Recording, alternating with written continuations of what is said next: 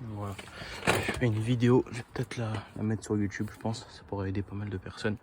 Donc pour vous parler d'un problème donc, que j'ai eu avec mon Clio 3, c'était le ventilateur, donc le pulseur d'air qui est cassé, qui était cassé. Donc pour le remplacer, donc il a fallu que que je démonte un certain nombre d'éléments. Donc à commencer par l'habillage du frein à main et du pommeau de vitesse, la boîte à gants. Donc pour l'habillage du frein à main, il y a 2 vis, donc là et là-bas, et 2 aussi ici, là et là. Après, il s'enlève comme ça. Ce que j'ai oublié de mentionner, c'est qu'il faut déconnecter la cosse de l'allume-cigare, sinon vous ne pourrez pas enlever l'habillage du frein à main. Voilà, pour ça. Et pour la boîte à gants, il y a 3 vis ici. Donc 1, 2, 3. Une ici. Ce qui vous oblige d'enlever le bouton pour régler l'airbag sur passager on ou off. Donc ça, il faut l'enlever. Donc il y a une partie en plastique qui vient se mettre derrière, comme ça. Donc il faudra forcer un petit peu, mais pas trop, pour pas le casser, pour l'enlever. Il y a aussi des ergots qui rentrent là-dedans. C'est un peu délicat, mais en prenant le temps, on y arrive. Voilà, donc une fois que les 3 éléments... Ah oui, il y a aussi une vis ici pour la boîte à gants, très important. Là, cette vis pour la boîte à gants, si vous ne l'enlevez pas, vous n'y arrivez pas. Et une fois que vous avez enlevé toutes les vis, donc les 3, ici, celle qui est là-bas et celle qui est en dessous, vous prenez la boîte à gants, vous la tirez comme ça, elle viendra tout seul. Ensuite, moi sur ma voiture, il n'y a pas, mais sur peut-être d'autres modèles, il peut y avoir, c'est une barre, je vais mettre la lumière, voilà, qui va de là-bas, donc des 2 ergots rouges, jusqu'à cette vis-là, jusqu'à ce truc-là. Donc moi, elle n'y était pas quand j'ai démonté, donc si vous alliez, il faut juste dévisser les 2 boulons qui sont là, un boulon qui est là, et après, ça part tout seul, la barre, elle part tout seul. Voilà. Donc nous, la partie qui nous intéresse, c'est cette pièce là-bas. C'est elle que j'éclaire là, avec la cosse, avec les fils rouges et noirs. C'est ça le ventilateur en fait, qui va se mettre en marche et qui va tourner, qui va propulser l'air dans toute la voiture. Donc c'est cette pièce là qui est défectueuse sur ma voiture et qu'il faut que je change. Donc voilà le test. Voilà ce qui se passe. Donc le problème, donc là j'ai le contact, il y a du jus. C'est le ventilateur, il marche pas. Il fonctionne bizarrement.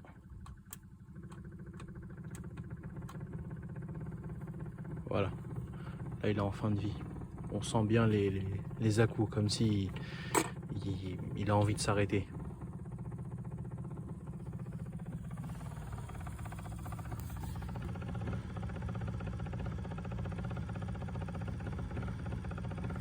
Voilà, donc là on entend bien le problème.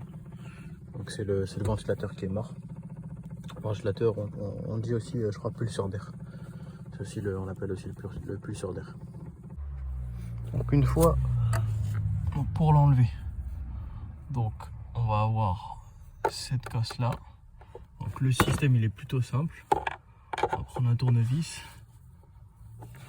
Faut bien que ça capte. Voilà, donc le tournevis il est capté là, enfin il est calé là. Hop, je soulève un peu.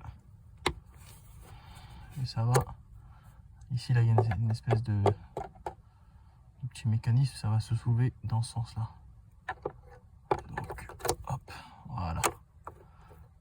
Ensuite, je vais prendre une pince pour extraire ça, parce qu'il n'y a pas d'accroche. Ça va glisser sur le cylindre et ça va sortir, le petit cylindre en plastique qui est là. Voilà celui-là. Je prends la pince et donc, je vais essayer d'attraper ça.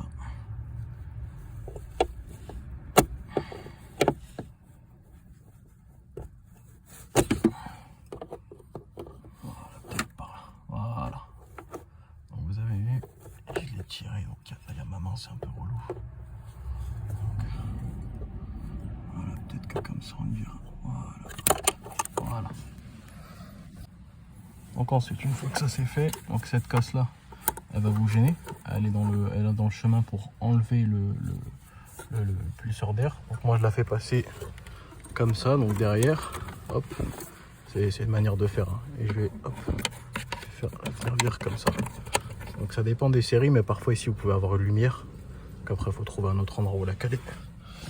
Donc ensuite, pour l'enlever, donc il y a un ergot là-bas qu'il va falloir tirer vers nous, comme ça.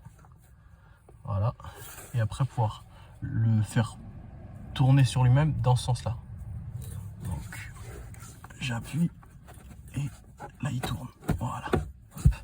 Donc là vous voyez bien qu'il a tourné. Donc là il est un peu mobile. Et là je peux tirer. Et donc là on l'a délogé de son endroit. Voilà. Ça c'est la première étape. Mais c'est pas le plus compliqué.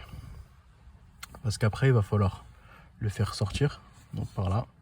Et il n'y a pas beaucoup d'espace parce que ça va être bloqué entre ça, la voiture ici et l'aération ici. Donc moi ce que j'ai fait c'est que j'ai tordu un peu ça. À la base c'était bien comme ça et je l'ai tordu comme ça. Voilà, l'avantage c'est que c'est une pièce assez flexible, donc on pourrait la remettre en place après. Donc là je vais essayer de le faire à une main. Enfin, c'est pas très simple. Mais bon. Donc là il vient, c'est normal que ça bloque là-bas. Donc, voilà, je vais tirer comme ça. Là on voit clairement qu'il bloque, hein, entre les trois trucs que je vous ai dit tout à l'heure. Après le but c'est d'y aller, c'est de tirer un peu.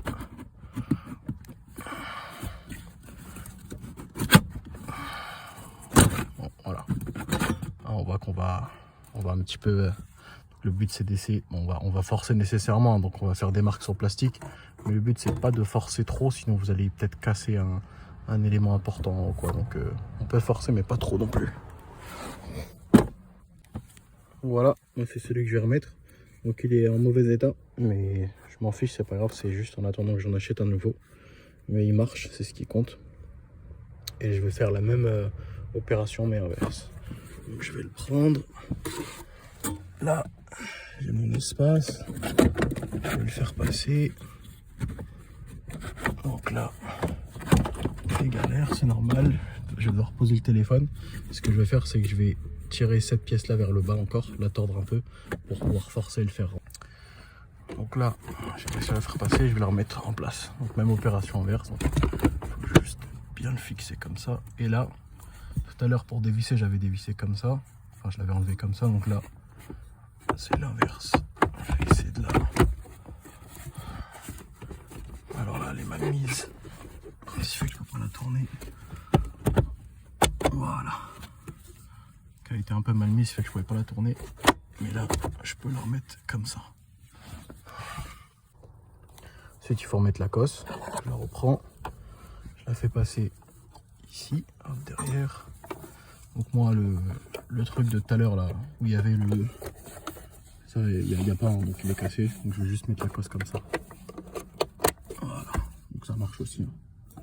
Donc, vous voyez, elle est clairement cassée. Le petit ergot en plastique qui sortait, il est cassé. Donc là, il est remis en place. Donc le test maintenant. Hop. Là on entend direct. Je vais fermer la porte.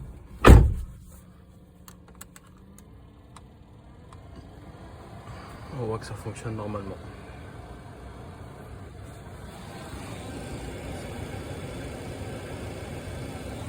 Voilà, c'était pour le bruit. On voit que c'est pas du tout le même bruit que tout à l'heure. C'est un bruit constant en fait d'un moteur qui... C'est un bruit normal en fait. Ça devrait être le bruit d'un moteur électrique qui fonctionne normalement, d'un pulseur d'air plutôt. Voilà.